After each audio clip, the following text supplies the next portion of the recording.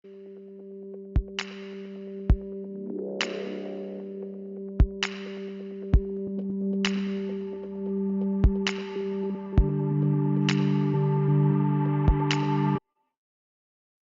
morning. I'm Kim McCleary, President and CEO of the Los Angeles World Affairs Council and Town Hall. Thank you all for joining us. I also want to welcome all of our new members and viewers from California to across the United States. Welcome to the Council.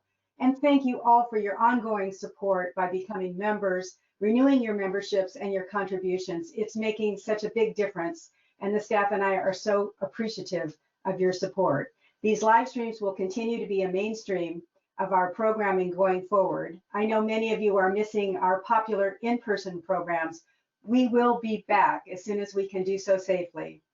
In the meantime, please visit our website at lawac.org to see how you can support this quality programming. We will come back stronger together. Now, I am so pleased to introduce today's program, Truth Decay, Facts and Disinformation in the New Normal, moderated by Pete Peterson, Dean of the School of Public Policy at Pepperdine, in conversation with Michael Rich, President and CEO of the RAND Corporation, Jennifer Kavanagh, Senior Political Scientist at the RAND Corporation, and Stephen Greenhut, Western Region Director, R Street Institute. We regret that Donnie O'Sullivan, a reporter at CNN, is unable to join us today due to the current news cycle. Now, Pete, it's time for me to turn this great discussion over to you. Go ahead. Thanks so much, Kim. It's great to be with you even virtually. And I want to thank the LA World Affairs Council for hosting this webinar on such an important topic. You know, I understand that we have well over 1,000 people registered for this webinar, so it's obvious that there's a lot of public interest in this subject around the relationship between media and public policy. And so it's a great honor to be moderating this discussion with such distinguished guests. As you say, it's unfortunate that Donnie O'Sullivan was not able to join us. Just given the pace of news events, it's certainly understandable that he was taken away this morning, but it is great to be joined by Michael Rich, Jennifer Kavanagh, and Steve Greenhut. Kim introduced you all by title, but I wanted to also highlight, especially for you, Michael and Jennifer, you are the co-authors of a report called Truth Decay, an initial exploration of the diminishing role of facts and analysis in public life. Jennifer, you also lead RAND's initiative on countering truth decay. And so I wanted to at least ground our conversation in this important study that you released in 2018. I'm sure we'll be sending a link to that PDF report following this webinar. But I want to set the ground, so to speak, the foundation for the rest of our discussion in that report. And so for you, Michael and Jennifer, I think what is so interesting about the way that you organized it is you tie together this subject of truth decay by taking 4 trends, connecting them with 4 reasons, and then connecting those to 4 impacts. And so I thought as a lens into understanding the report and the arguments that you're making there, if you could help us understand these trends to reasons to impacts. Well, I'll take that one, Dean Peterson. I appreciate the opportunity to describe our research, and I'm glad that the lead author of that report, Jennifer Kavanagh, is with us today. The first trend is the increasing disagreement about facts and analytical interpretations of data. And to give you just an example, over the last 2 decades, the scientific evidence about the benefits and the safety of childhood vaccines has grown stronger. But over that same period of time, the public's belief in the safety of vaccines has declined. And the decline is not explained by party affiliation. It's not explained by ideological viewpoint. It actually transcends the political divide. So that's one example. Our book has many more. The second trend is a blurring of the line between fact and opinion, particularly in the media. Newspapers now frequently intermingle features that mix reporting and interpretation with straight news stories.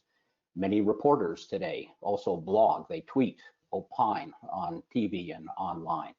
So facts and opinion, they're both information, they both have value, but they're not the same. And over the last 2 decades, the media has tended to blur the distinction between them.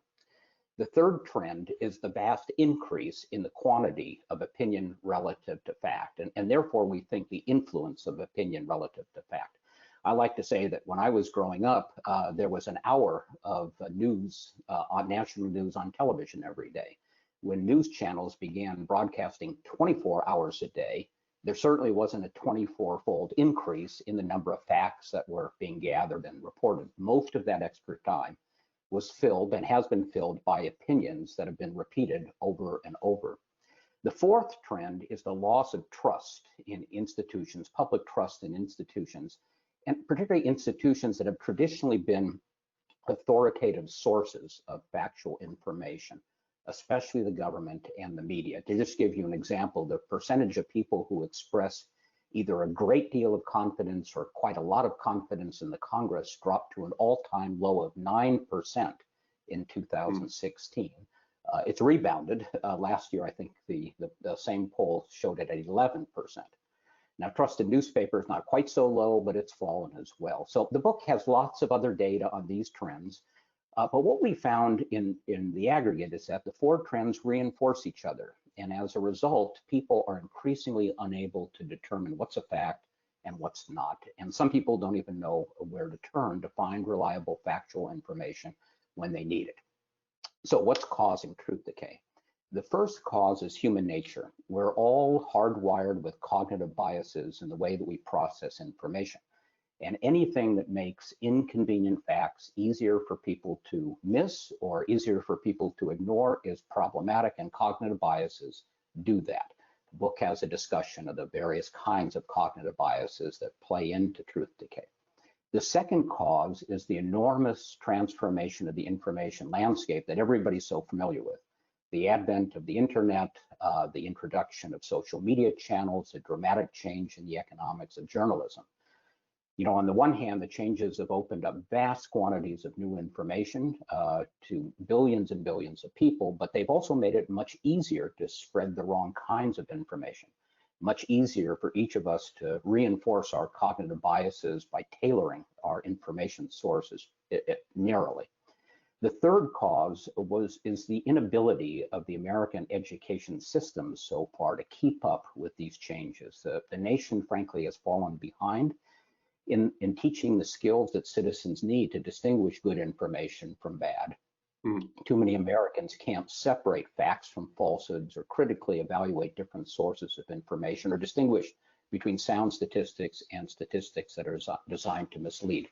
And finally, the final cause is the sharp rise in polarization, and not just polarization in politics that we often hear about and talk about, but the polarization in society and the economy as well. And these divides are self-reinforcing. So the more that our society splinters into like-minded groups, the easier, of course, it's going to be for echo chambers to form, thrive, persist. The easier it is for actors who have malign intent to spread disinformation. And the reason we think truth decay is so serious is that, and this gets now Dean Peterson to the consequences. First, it erodes civil discourse, the ability to have a meaningful debate with people with whom you disagree. When that happens in government and in the public sector, it leads to political dysfunction. And increasingly, as we've seen, it leads to paralysis. The erosion of civil discourse drives the dysfunction and paralysis, and it makes solving the nation's most serious, most complex, most chronic problems virtually impossible. And the more the government can't get things done, the more the public trust in government erodes even further. Diminishing trust leads in turn to citizens disengaging, becoming alienated from the political process. And what makes the problem even more dangerous is that truth decay is not limited to any region of the country. It's not limited to one demographic. It's not limited to a single political party, and it's certainly not limited to a single politician. It's much more pervasive. It's truly a systemic problem, and that's why I at least think that truth decay is an existential threat to our democracy. So with that groundwork being set, Steve, I want to go to you as someone who's been in journalism, has also written on the opinion side. And while Donnie's not here, I did want to raise a question that I was going to throw to Donnie based on a piece that he wrote recently up at CNN.com titled "How COVID-19 Misinformation is Still Going Viral."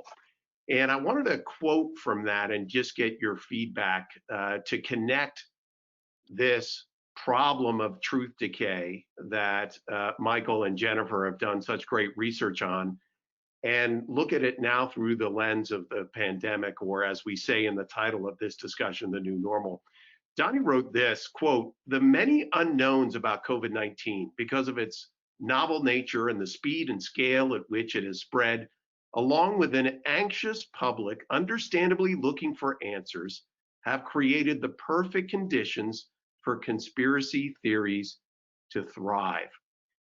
And I look back over these last couple of months when we've been told masks are no good, masks are good. We get different information about drugs that seem to be promising as either therapeutics or possible vaccines, and then they're not. Is there something unique about the pandemic challenge that makes this an extremely difficult subject as a reporter to accurately cover and communicate with? Well, one of the things I write for the Southern California newspaper group. I'm still on the editorial board. So as this unfolded, it was really challenging to try to come up with what kind of opinions do we take on it. And I hear a lot from readers, and it's watching this. I think the direct impact on our lives is what's so different. I mean, none of us have ever experienced something this impactful on our businesses, our lives. So that makes people rather heightened in their concern. And I noticed that the two sides, as it evolved, it wasn't really about science. It was about those who seem to have a great deal of trust in what experts and the government tells them. And I'm a libertarian, so I have very little trust in government in general. And then those who don't seem to believe anything at all. So I found myself on, deflecting criticism from both sides. I mean, there are some things that should be trusted and some things that shouldn't. So I saw a lack of discernment among readers. And a part of the problem, I think, is that science, just the whole thing science, we have to put quotes around it, has become politicized. I remember that March for Science, and that seemed to be a political statement more than a promotion of the idea of science, which is simply a way to analyze data. And I think some of the arbitrary natures of the rules, some of it just didn't make sense. Didn't make sense to me, didn't make sense to people who were less politically minded than I am. Why can't I go to this small business, but I can't wait in line at the big box store? So I think there's some nature of the impact on us personally, and the degree to which these rules and the elimination of some of the restraints on power, and then of course it all gets amplified through social media, and it's very frustrating. So that's the difference. It really affects us directly. And then you have folks who will dismiss. I'm seeing people dismiss a New York Times article that's well researched because of its biases, but then they'll post something from their Aunt Ethel that doesn't even pass the most basic test. So it's been frustrating dealing with that. Jennifer, I wanted to come to you then, just building on what Steve just said. One of the important elements of the Truth Decay report and book is the presence of these new information platforms, one of the reasons that you cite as being one of the challenges. And it's fair to say, as Steve just pointed out, that it's essentially given everybody a microphone. I mean, it could be argued that there's a good thing in democratizing information sources, but I think we're also seeing the downside when those information sources are putting out information through the megaphone of social media that can't be trusted. And it certainly seems that when we look at the research that you've done around different age groups and different ethnic categories, certainly different political parties are taking in information in different ways. I wonder if you could speak a little bit to how social media just in the last 10 or 15 years has really changed the information landscape for the public and how they take in information. Yeah, that's a great question. Social media has really revolutionized, excuse me, the way that we consume, share, and produce information. First, there's just the question of volume. There's just so much information. And here I'm talking not just about social media, but the entire internet ecosystem and the diversity of sources, the different types of sources, the different political views that you can find, and the different styles of journalism that you can find. The second is the speed. It used to be that if I wanted to spread false information, I could maybe tell my 10 closest friends and hope that they had big mouths and shared the information widely. Now, you can put information on social media and it can spread to millions of people in a second. And in an environment, as you were just discussing, in an environment where there is so much uncertainty and people are hungry for any kind of information, that just supercharges the likelihood that something is going to go viral. And we've seen many examples of that just in the past few weeks of cases where false information has just exploded because it caught someone's attention and it maybe made people feel like it was providing some sort of answer. We also lose kind of the filtering. We have no way of knowing on its face, like what's good information, what's bad information. In the old information ecosystem, there were filters. And so we were getting not all the information, but specific streams of information.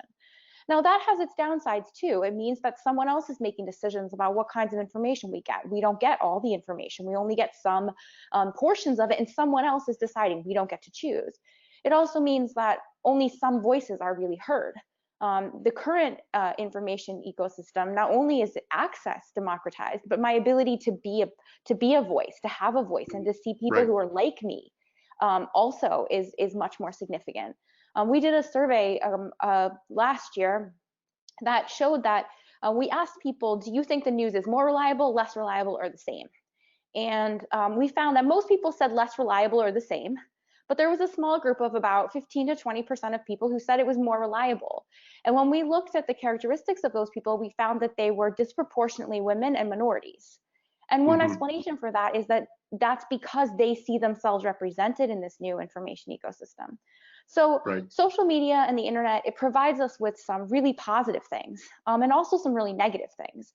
And I think the challenge, and we've seen this throughout history, is that when we get a new way of consuming and producing information, it takes time before we really, as a society, have the mechanisms to manage that space, to figure out how we want to use it, to have the institutions to govern it, not to regulate it, but to govern and manage it.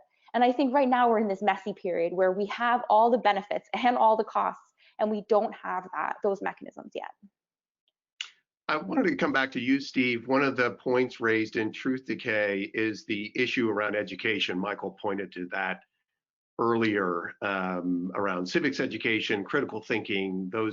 That coursework has been decreasing over the last years in grade school and through high school. But I wanted to look at another area of education, and that is our schools of journalism and communications. I know that you have a minor in journalism. I know that Donnie, his background, he actually does not have a degree in journalism. He had a master's in political science.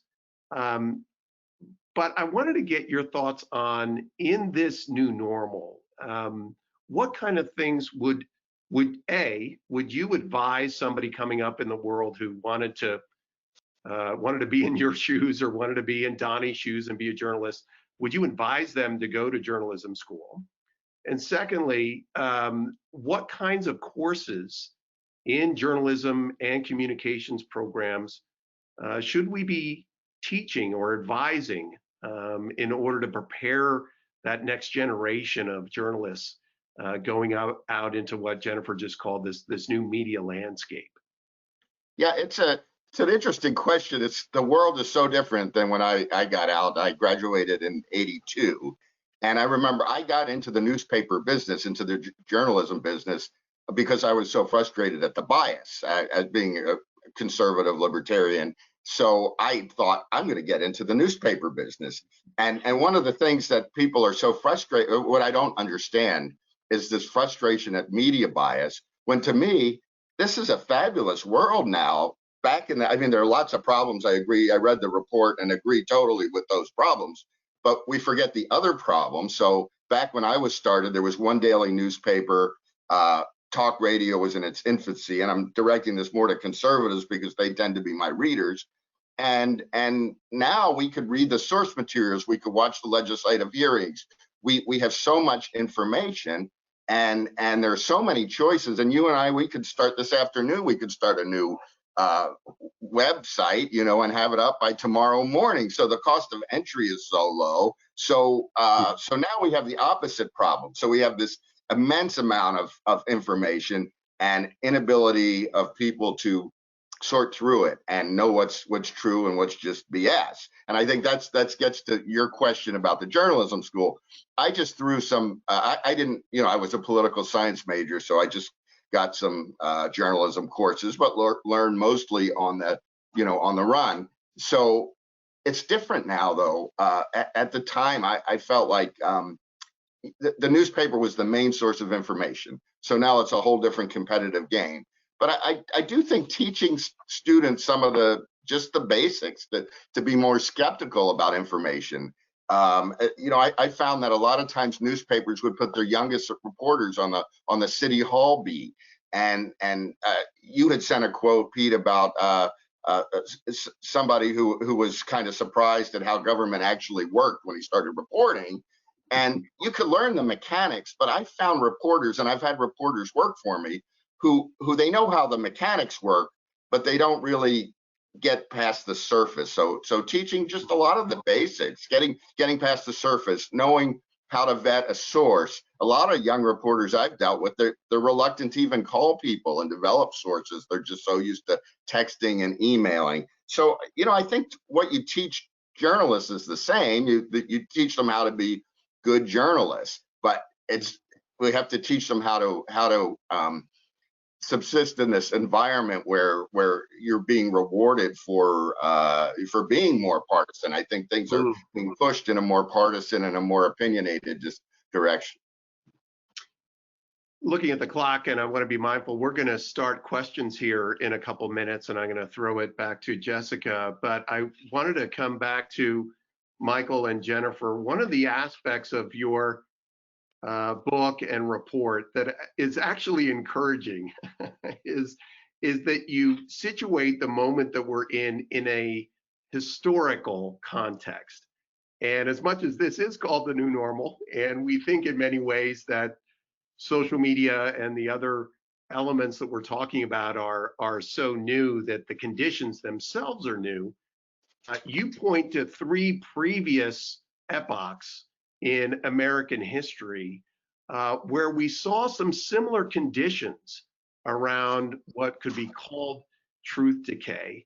And so I wanted, just in a couple minutes here, both Jennifer and Michael, if you could speak to those previous 3 eras and maybe a little bit about what we can learn from them. Michael, start with you. Let me introduce the eras and invite Jennifer to elaborate. They were eras that had similarities in terms of the introduction of new communication techniques, new channels for disseminating information, similar to today. So one was the late decades of the 19th century, the yellow journalism period, when mass-produced newspapers were available for the first time. Then the 1920s and 1930s, really the advent of radio as a common source of information. And then the 1960s and 1970s, when television really replaced radio. and we had some of the same characteristics. But Jennifer, maybe you want to take over and talk about the lessons from those periods. Sure. So in each of those periods, we see a number of the same trends that Michael talked about at the beginning. We see blurring of the line between fact and opinion. We see increasing amounts of commentary. In the 20s, for example, you have the rise of tabloid journalism, which is news as entertainment. And then with radio, you have powerful radio hosts who have their own shows that they use to spread their views very widely. That should sound really familiar to anyone who's ever thought about or watched cable news. We also see declining trust in institutions, whether it's the media or the government. And the other similarity, which I think is really important, is we have this phenomenon of people rejecting facts and observing some of the consequences of those. So let me give you an example from the Great Depression. People are making a lot of comparisons to that period now, so I think it's a good example. In the early 1930s, in the initial response to the Great Depression, the economic collapse, policymakers didn't pay all that much attention to what the macroeconomic data was telling them. They hadn't really been collecting it, and they didn't really use it in making their policy decisions. Instead, they made policy more based on what they hoped would happen, rather than what the data was telling them. It's a little bit of an oversimplification, but it's a broad summary. And the impact was negative. It got worse. The Great Depression got worse. And then starting with FDR, you see a shift in strategy, a shift towards experimentation and collecting data with the rise of three-letter agencies that started collecting macroeconomic data and tracking things, and trying to use that to form the basis of what became later evidence-based policy. And that had a much better impact. So a parallel to today then is the moment that we're in now, where we've seen that countries that have really prioritized data, whether it's collecting data on cases and tracking and using science to search for treatments and vaccines, or just using data to think about trade-offs between the economic costs of shutting the economy down and the health costs of managing the public health crisis. So data has been hugely important in the response. Countries that have prioritized that have done better than countries that have been slow to take that approach. And so, a hopeful story would be that this would be the turning point, that people would see how important data is and how important facts are to our ability to survive and our ability to manage this crisis. So is that going to happen? I think the story now is a little bit more complicated, and there's a couple of reasons for that. The first is that the experiences of the pandemic have been really different across the country and across the world. So some people have been heavily affected, whether it's health consequences or economic consequences. And people are getting different stories from different news outlets, and that's affecting their view. So instead of having one narrative about the role of facts and the role of evidence in this crisis, there's multiple narratives. And so some people will learn that lesson, that facts are really important, but some people may not learn it, at least not yet. And until we have everybody buying into that story, I'm not sure that the tide turns. And so I think that difference from previous periods, this continued disagreement about facts and these alternative narratives, creates some question in my mind about whether this period or this crisis will be enough to shift the tide. But it's pretty early. Experts suggest this is going to last for a long time. Yeah. Certainly after 2 months of Great Depression, they weren't like jumping on the bandwagon of evidence-based policy. So, maybe it just takes more time. But I think it's a really good parallel and example to keep in mind when we're thinking about what the future might look like. Thanks very much, Jennifer, for that. That's a perfect segue into our Q&A with you all who are tuning in there. And so with that, Jessica, I'll turn it over to you to moderate the questions and answers. Great, thank you so much. We are definitely getting more questions than we'll be able to get through in the next 30 minutes. So I apologize to those who don't get their questions asked. We're going to do our best. The first question is to Michael. I believe Michael used the term inconvenient facts. Please define the same and give 1 to 2 examples. I think I'm trying to remember my reference to that. It's probably in connection with the cognitive biases that represent the first cause.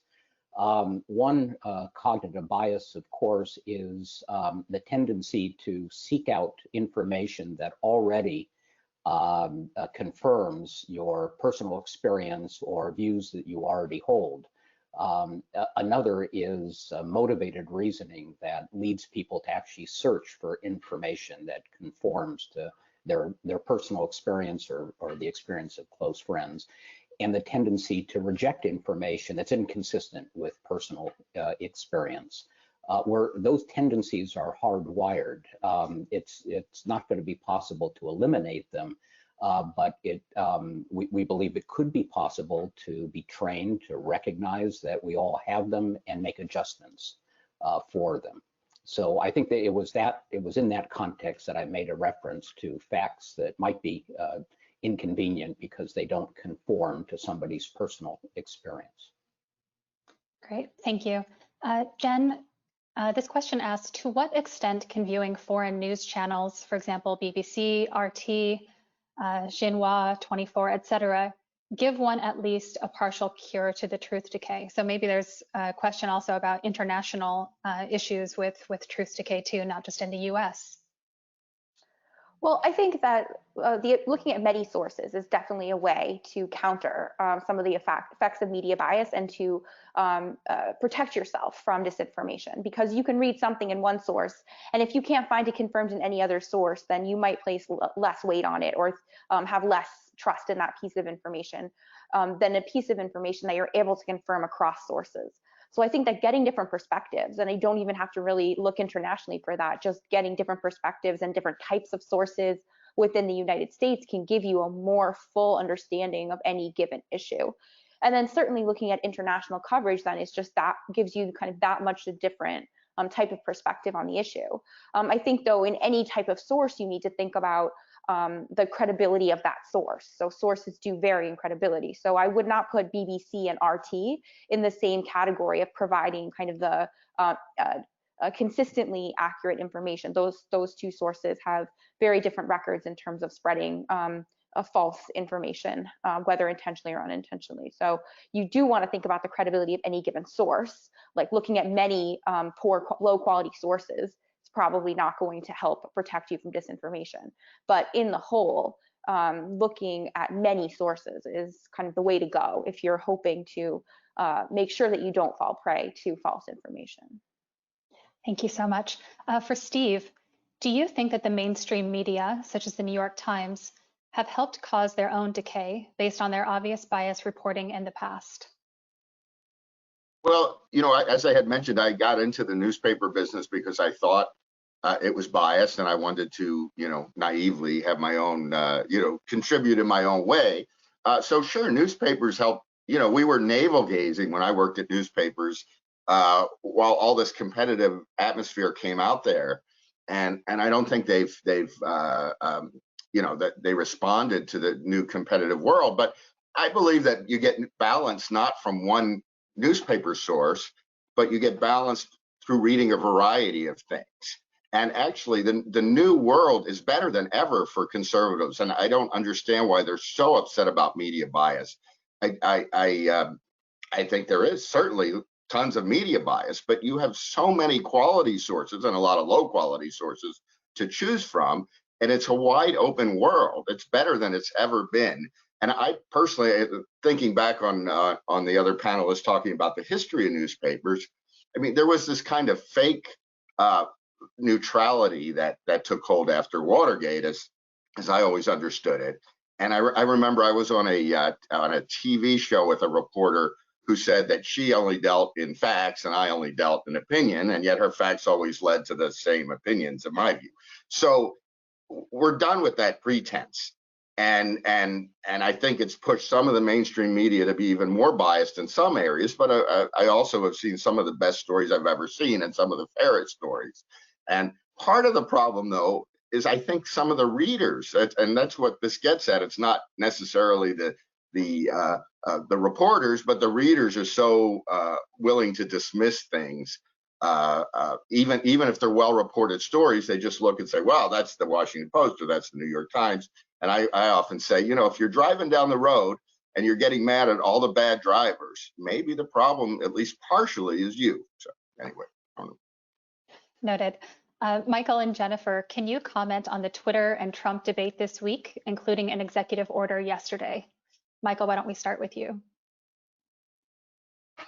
Well, of course, that's so recent, it hasn't been the subject of research at RAND. But if I could pull back the lens a bit,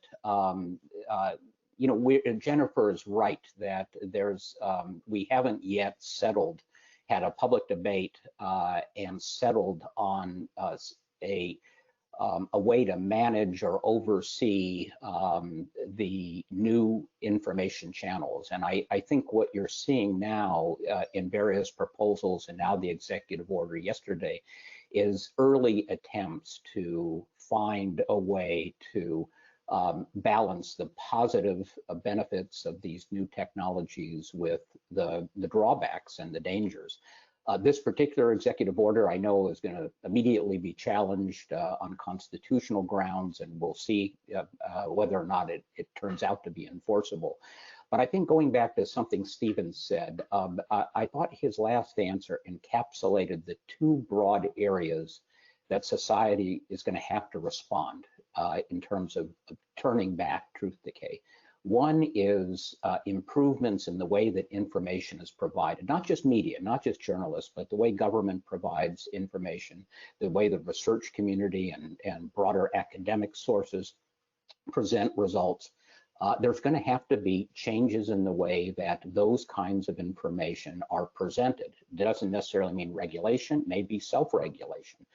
But there needs to be improvements so that facts and opinions are more distinct. So consumers, it's easier for consumers to distinguish them.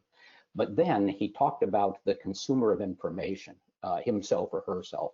There needs to be changes there on that side of the transaction as well, so that people are able to acquire the skills necessary to navigate this very, very different information landscape. And those are the two broad areas that we're pursuing at RAND under Jennifer's leadership, is how should the provision of information change, and how should the training and education of citizens to deal with the information landscape change and improve as well. Thank you. Jennifer, just a follow-up to that. Is RAND advising any social media companies on their policies around censoring disinformation? And what has been your guidance to them? What about being able to pay search engines to hide unfavorable search results about certain candidates or companies? Well, we're not advising any social media companies. That's not really what we would do.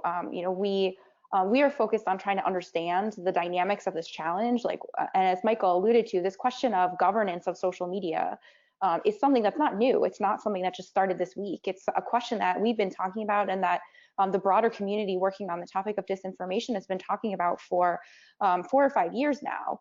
Questions about things like, how do we deal with bots? How do we deal with false information?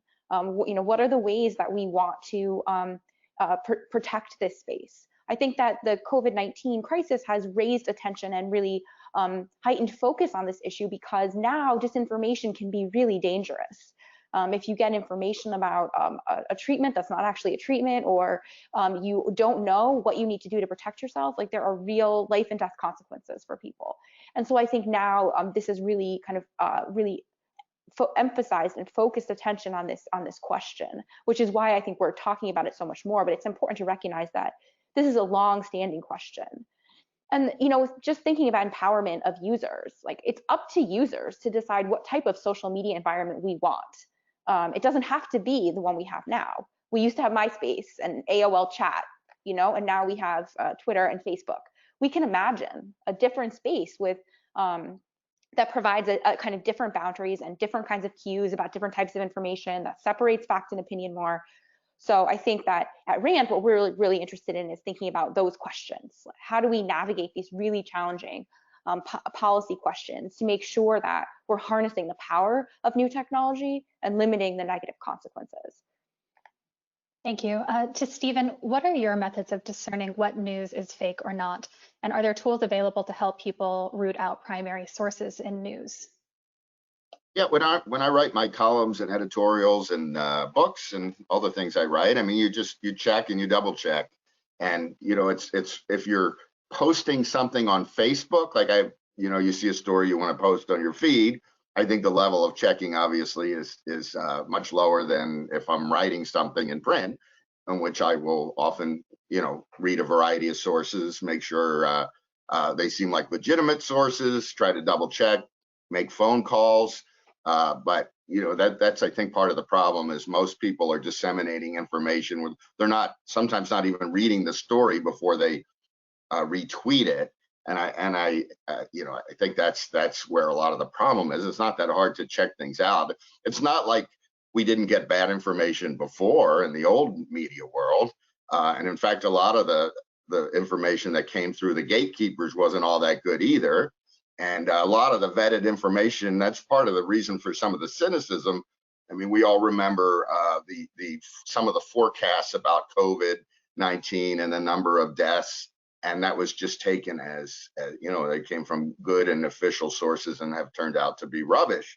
So it's not an easy thing. But I do think part of the problem is the reward structure in social media is such. So I had been using Twitter, and I send my stories out and try to make comments that are opinionated but not too far.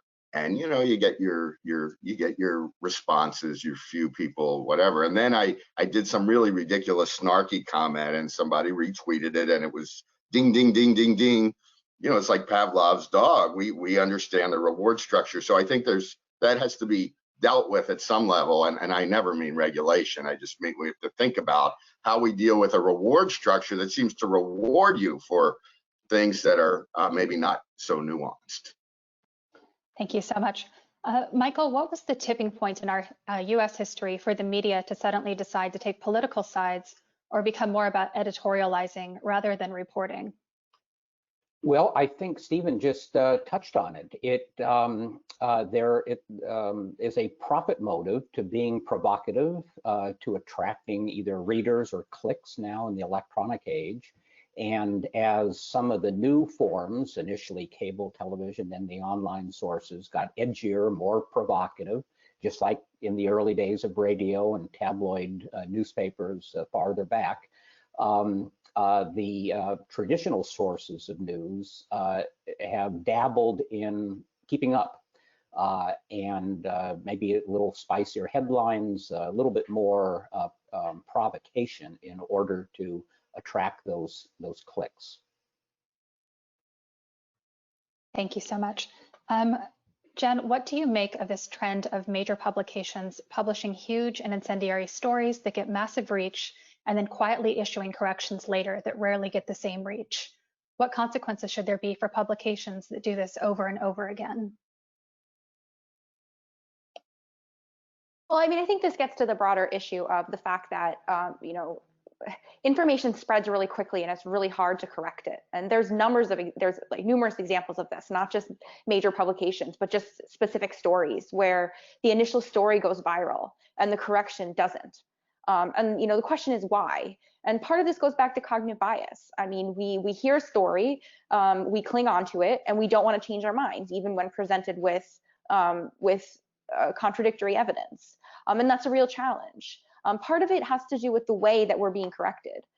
Evidence suggests that if you can change someone's mind and replace their old belief with a new belief, they're much more likely to change their mind.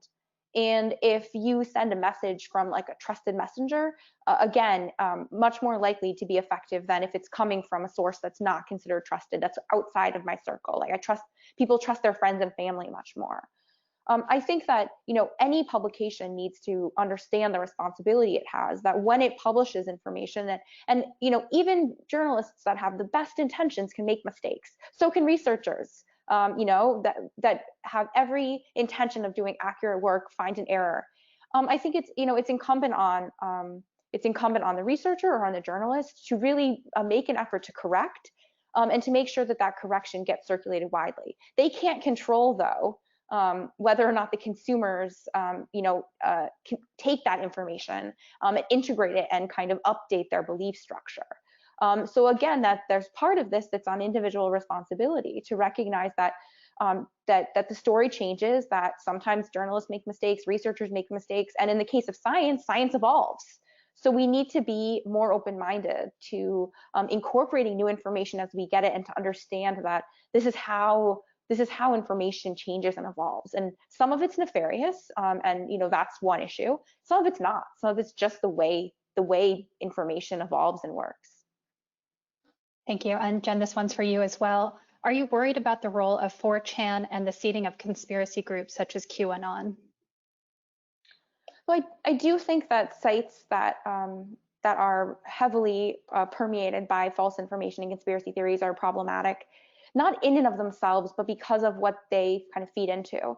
And I think you can think of like the life cycle of a conspiracy theory. You know, they tend to start on the fringes, places like 4chan, and then they spill over onto more mainstream platforms, Twitter, Facebook, and then they're reported on by mainstream cable outlets and eventually in newspapers. And so they go from something that's on the fringes to something that everybody knows about, even if it's just hearing that like, oh, this belief exists.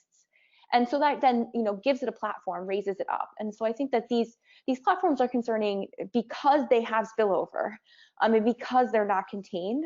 And so they can then permeate and cause just uncertainty. So we talked about declining trust. Part of declining trust is just not knowing what to believe. And when there's so many different stories, even when you may know that some of them are likely to be false, it just raises uncertainty, and that can undermine trust, which then just feeds back into this whole system of truth decay. Thank you. For Michael, just in your guys' research, is there any disparity in age between those that are more susceptible to not being able to discern what is true versus what might be a conspiracy or a falsehood? Oh, sorry. Let me throw that over to Jennifer, because she's been overseeing our survey work, quite extensive, trying to understand how people use information, what sources, and we do have some insights into the demographic differences. So there are differences in age group and by age group in terms of what types of sources people use, and those are sort of what you would expect. Young people are much more likely to use online sources, whereas older people are more likely to use print and broadcast, although that's changing, that gap is closing. But in terms of susceptibility to disinformation, actually, we don't see any major differences. If anything, at least online, younger people tend to do better at figuring out what's true and what's not. And part of that is because it's just native to them. They're able to identify the cues much more easily because they've grown up with it. But like overall across platforms, I don't think there's a big age difference. Interestingly, there's also not a big education difference. So the level of education you have doesn't really protect you against falling prey to disinformation. In fact, if anything, people with more education tend to cling the most strongly to false beliefs, even when presented with contradictory information. So these different demographic characteristics don't protect you in the way that some people might think, or that is kind of promoted in kind of popular discussion about this topic. You know, if I could just jump in and add something to what Jennifer said, those results measure education as we've known it, not necessarily education as we might like to design it in light of the changes in the information landscape. And so, at least personally, I still hold some hope that we can devise ways to sensitize people to cognitive biases and ways to compensate for them, and maybe teach people some of the best practices in terms of seeking out, consuming, and interpreting information. Thank you, Michael. We had a question about that too. How can we overcome our own confirmation bias? This person says, I find it very difficult to read what I think is fake news.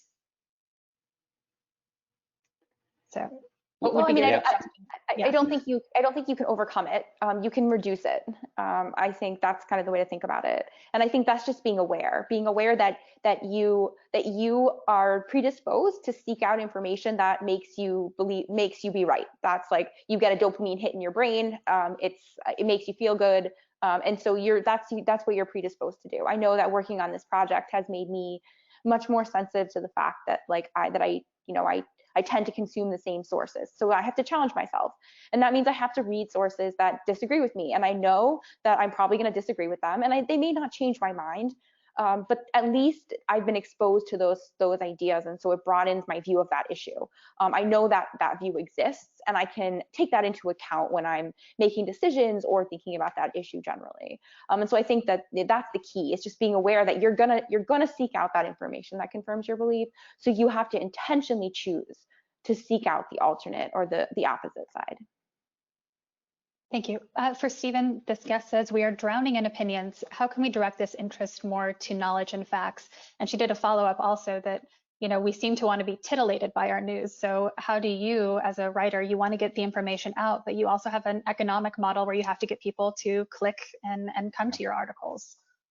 Yeah, I mean, in my years in newspapers, I've never felt pressure to be titillating, right? I mean, it's not quite as people think, but yet there is certainly with the measuring page views that certainly has increased.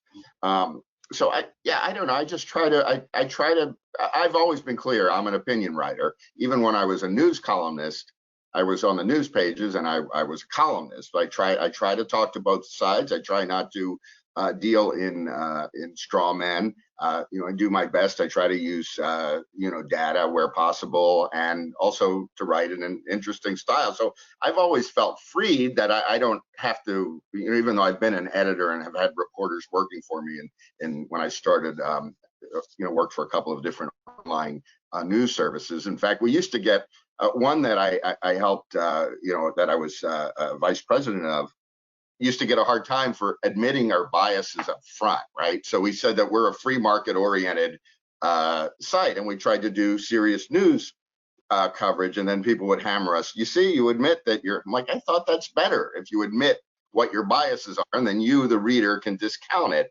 And so I never quite understood that criticism. But even then, I felt pressure, and I'm talking about pressure from readers, not from publishers. There were people who wanted us, we were a more conservative oriented site, to do news stories that presented the conservative side fairly. And that's what we tried to do. And then there were those who wanted us to do some of what we're seeing more of now, some of that kind of hit journalism that would always advance a more partisan agenda. And I was in the former category. But one final quick point is I do think we're sometimes understate the degree to which the old model, the fair and balanced, not the Fox News sense, but that old fair model, post-Watergate model, the degree of biases that were inherent in that system, right? So a lot of the biased stories that you read, I read them and I'm like, look, this has an agenda. Even if the reporter isn't being an opinion writer, even if the reporter is talking to both sides, there's still, if we do a story on why Steve Greenhut is a jerk, and half the people say he's a jerk and the other half say he isn't a jerk, you're still left with the idea that he might be a jerk. And I think a lot of those stories have those inherent biases, and that's what frustrated a lot of conservative people and has pushed us in this kind of direction that we're in. Thank you. For Jen, you mentioned the need for time to govern and manage the new information ecosystem, but not regulate it. Could you expand on reasons not to regulate, especially conspiracy theories and avenues for malign manipulation? Well, I guess, I talk about governance because I think that when people think about regulating social media or the internet, they think about it's either nothing or Ministry of Truth. Those are the two options that are presented. And I think that it's better to think about the gray space in the middle. Like, we have ways that we manage television and radio and print. There are policies and laws around who's accountable for different types of information and for false information being printed or appearing online. And so it's thinking about institutions like that, where we wouldn't necessarily, we don't ever want to come close to infringing on people's right to express their opinions, or to making the system more biased by having policies that favor different groups over other groups. But we do want to think about how we kind of manage the system. And the question about what we do about false information that's objectively false or foreign influence, those are specific pieces of this question. And so, I think labeling different types of information, or thinking about, what types of information, there are types of information that, that are removed if they violate certain policies. It's important also to remember that social media companies are private companies. The First Amendment really applies to, government not infringing on speech. So, we do want to think about who's responsible, whose decisions should these be? Should it be social media? Should it be individual users? Should it be media outlets? who's accountable, and kind of what are the boundaries that we want to put on that system. And to me, that's not about regulation. That's about us as a community deciding how we want our public space, because that's what social media is. It's a public space for communication, how we want that to be managed and run. And so I think it's important to think about, we're in that gray area. We're not talking about Ministry of Truth. We're not talking about nothing, like a free-for-all. And we want to think about where we fit. And I think we're, at RAND, we're thinking about kind of what that looks like, but I don't have any specific answers yet. It's a really, really challenging question. So something that will take a while, I think, to figure out, which is why we see previous periods that look like Truth Decay lasting decades, not, months or years. Yeah, it's definitely a challenge because we do want to have good quality information, but it's hard as just a viewer or a user on a platform knowing how to pivot to make those things more equitable. Michael, this will be our final question that I will send to you. On many issues, there seems to be a basic disagreement, often along party lines, on what is true and what is false. How does Truth Decay view this? Well, yeah, that's exactly right. The increasing polarization, in part along party lines, is one of the trends that we point to, and it's one of the things that causes truth decay in the first place. And so we've got to address that. There are certain facts that are objectively verifiable, things you can count. Things you can observe, and there should not be any disagreement about that. There might be different interpretations about how to respond to facts, how policies should be formulated or implemented. Those, I think, are legitimate issues to debate, but it's going to be easier to solve our most complex problems if we start with facts. And we've been talking about the diminishing role of facts and analysis in public life, public policy discourse, and the making of public policy. Elsewhere, in other parts of society, the search for facts, the search for more sophisticated analytic techniques to interpret facts, those things are on the upswing, not the downswing. I mean, think about medicine or agriculture, or we know from Moneyball, even baseball. Facts and analysis and those parts of society are taking precedence over ideology and opinion. And my hope is that leaders in those fields will speak up and say that public policy decision making is no different. Facts matter. Facts, you should start with facts. Thank you so much. Pete, I'm going to have you come back. I actually have a question for you. So now that you're back with us, since you're in education, this person asked, I received almost 12 years of civics education in public school in the 60s. By contrast, my children received 1 semester in their senior year. Why have we diminished civics in the schools? And then I'm going to go away so you can answer that. Thank you. Okay. Well, I think unfortunately we, and usually in public policy, especially education policy, most of these decisions are made for the best of reasons. But I think it's fair to say that the move towards STEM-related classes and emphasis on away from what might be called the softer subjects, and certainly civics, I think, falls into that category, is what's taken place in much of our K-12 curricula. And as Michael and Jennifer point out, there's a part of civics education that's also critical thinking. I wouldn't want to say it's just about understanding how government works. There also have to be discussions around how we think critically about the information that comes to us and how we as self-governing citizens are going to make decisions based on that. We here at the Graduate Policy School, we teach a class called Public Opinion, which goes all the way back to the discussions between John Dewey and Walter Lippmann back in the teens, 20s, and 30s about how public information is understood, how it's promulgated, the media, the government's role in providing information, and how the public receives it.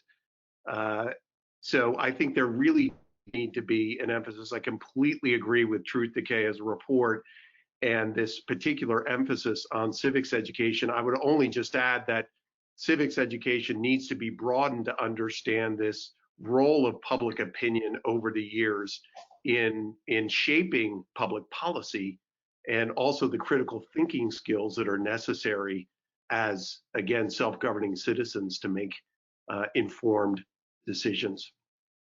So it has been a great pleasure to be with the three of you.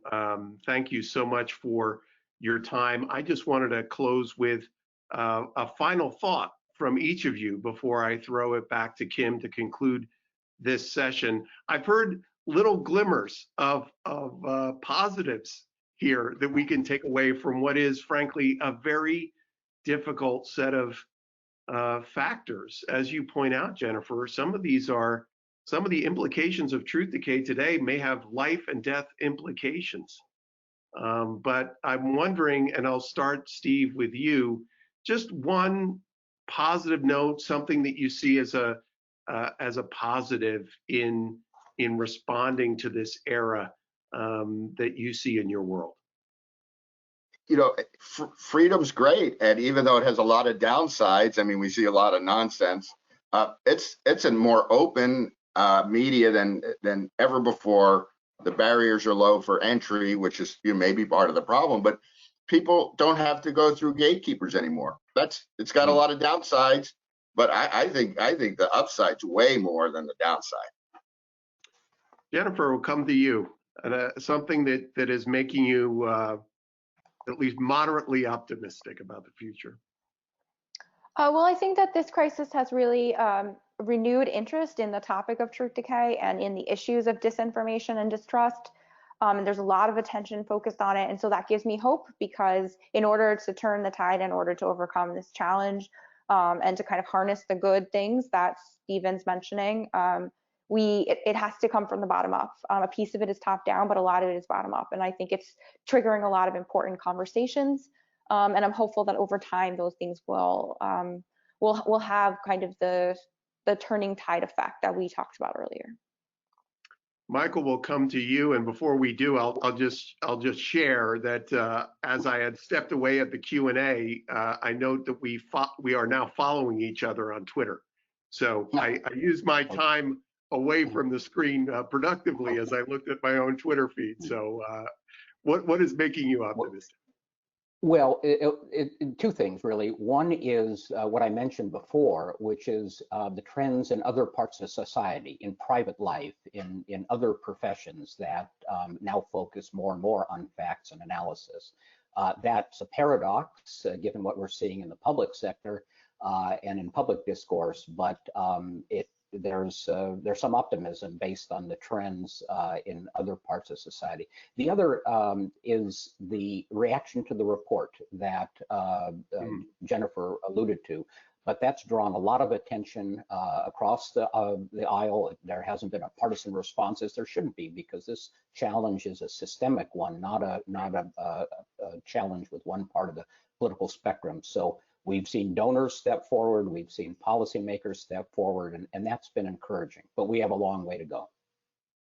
Well, I'll conclude on that note, Michael, and thank you for that. I think what is so interesting about the report itself is that it understands, as Steve referenced earlier, that we're all in this together, so to speak. It's not just what the media is doing, it's what we are doing as, again, self-governing citizens to make decisions about what we retweet and the information resources that we listen to. We really are all in this together, and I couldn't recommend the report and study and book more highly. And so with that, Kim, I'll send it to you and return the microphone, and thank you all again for joining this conversation. Oh, thank you, Pete, and thank you all for this fascinating analysis. Hopefully we all gleaned some insights on how to seek truth and discern facts as we take in all of this information about what's happening in our world. You were terrific. Thank you all for joining us today. We have a terrific lineup of live streams next week for you all. June 1st, our young professionals are producing a program that will focus on universal basic income and making a political case for that. June 4th, we have Congressman Adam Schiff in our conversation with Dan Schnur on how our nation has responded to COVID-19.